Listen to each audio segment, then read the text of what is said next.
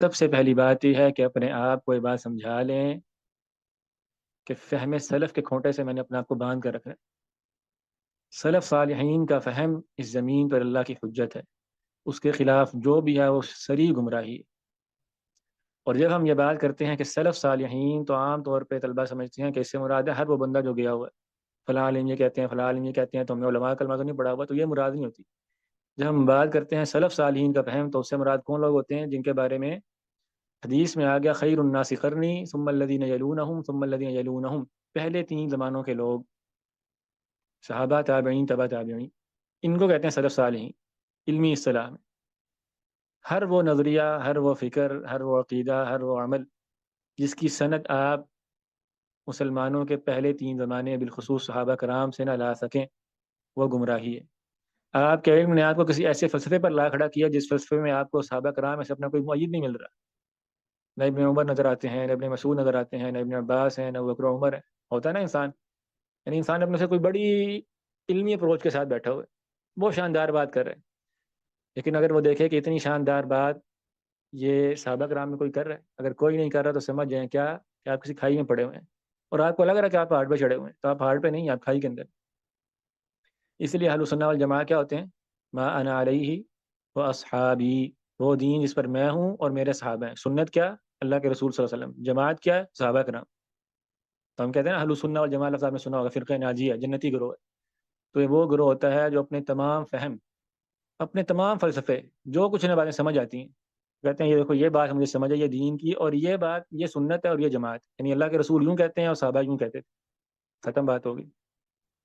اب ہم ہیں نا، اب ہم بہت پریشان ہو جاتے ہیں بعض طلبہ، کہتے ہیں اتنے سارے فرقے ہیں، ہمیں کیسے سمجھ آئے گی؟ اتنے سارے مولوی ہیں، اس کی بات سنیں، اس کی سنیں، کون ٹھیک ہے؟ بہت آسان بات ہے، آپ اس کی بات سنیں جو اپنی بات کو سنت اور جماعت، اللہ کے رسول صلی اللہ علیہ وسلم اور امت کے ابتدائی تین ادوار جب اسلام خالص تھا وہاں ثابت کر سکتا ہے۔ کوئی بندہ آپ کو آ کے قبر پرستی پہ دلائل دے رہا ہو، ہے نا، بہت سارے لوگ دلائل دیتے ہیں، بڑے پگڑیوں والے، داڑھیوں والے، وہ کہہ رہے ہیں جی اولیاء کی عزت ہوتی ہے، ان کی عزت کیسے ہوتی ہے؟ ان کی قبروں میں وہ زندہ ہوتے ہیں، وہ فیض پہنچاتے ہیں، ان سے دعا کرنی چاہیے، پکی بنانی چاہیے قبر، یہ وہ۔ لیکن ٹھیک ہے یار، بہت اچھی بات ہے، وہ دلیلیں بھی دے رہا ہوگا آپ کو، ٹھیک ہے، دیکھیں قرآن مجید میں یہ بات ہے، اگر یہ بات ہے تو سے ثابت ہوتا ہوگا، ٹھیک ہے، بہت اچھی بات۔ مجھے یہ بتاؤ، یہی قرآن تھا نا جو صحابہ کرام نے پڑھا تھا؟ تو انہوں نے کوئی اور قرآن پڑھا تھا، تو رات پڑھی تھی، تلمود پڑھی تھی، انہوں نے کیا پڑھا تھا؟ انہوں نے بھی قرآن ہی پڑھا تھا نا، انہوں نے باتیں سمجھی ہیں۔ ابو بکر نے، عمر نے، عثمان نے، علی نے، انہوں نے یہ دین لایا ہو، یہ ورین جو دین کے انہوں نے بیان کیا ہو۔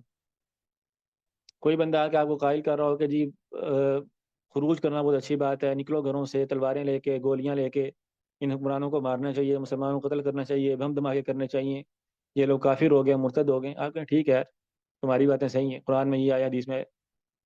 آپ کے بھی صحابہ کرام اور تابعین کے دور میں بھی ایسے لوگ تھے، برے لوگ تھے، برے حکمران تھے، فاسق و فاجر تھے، ان میں سے کتنے لوگ تھے جنہوں نے خروج کیا ہے، لڑائیاں کی ہیں، تم وہاں سے لے کر آؤ دلیل۔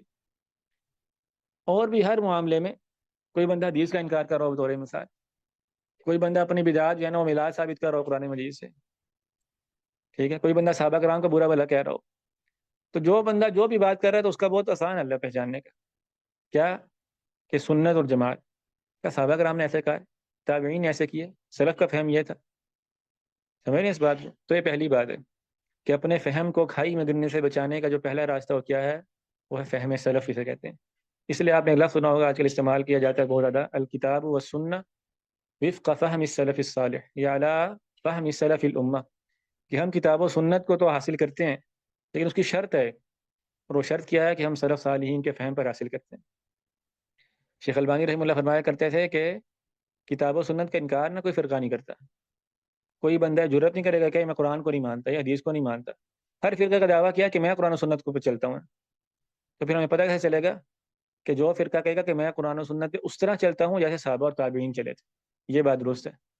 کیونکہ ایک بندہ قرآن و سنت پر چلتا ہے اس طرح جیسے مرزا قادیانی چلا ہے، اس کا بھی دعویٰ، اس نے کوئی انکار تو نہیں کیا قرآن کا، بلکہ اس نے قرآن ہی سے ثابت کیا نا کہ میں آخری نبی ہوں، ٹھیک ہے، مرزا قادیانی نے بھی قرآن مجید سے ہی ثابت کیا کہ میں نبی ہوں۔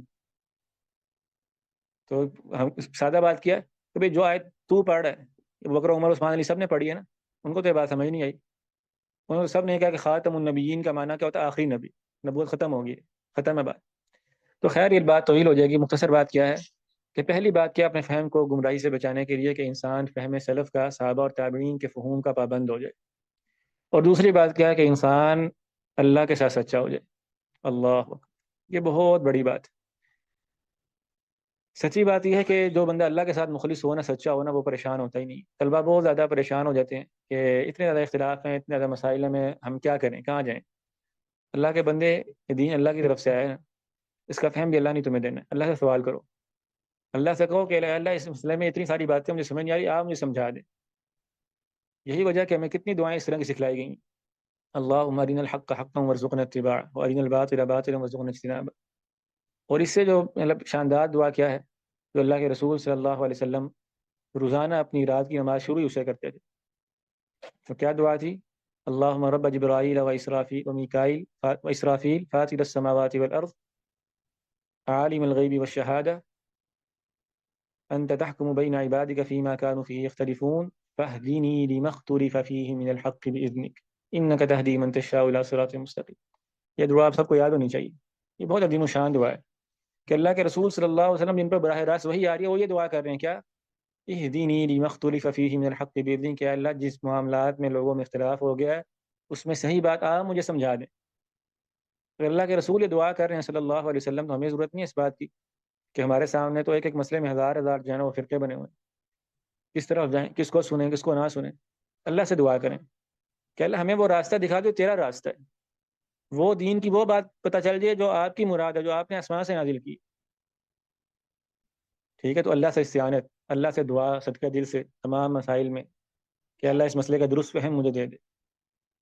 یا معلم آدم و ابراہیم علمنی، یا مفہم سلیمان فہمنی، اللہم افتح علی۔ اللہ تعالیٰ فتاح ہے نا، اللہ کا ایک نام ہے الفتاح، آپ میں سے اکثر کو انشاءاللہ معلوم ہوگا، اللہ تعالیٰ الفتاح ہے، کھولنے والے۔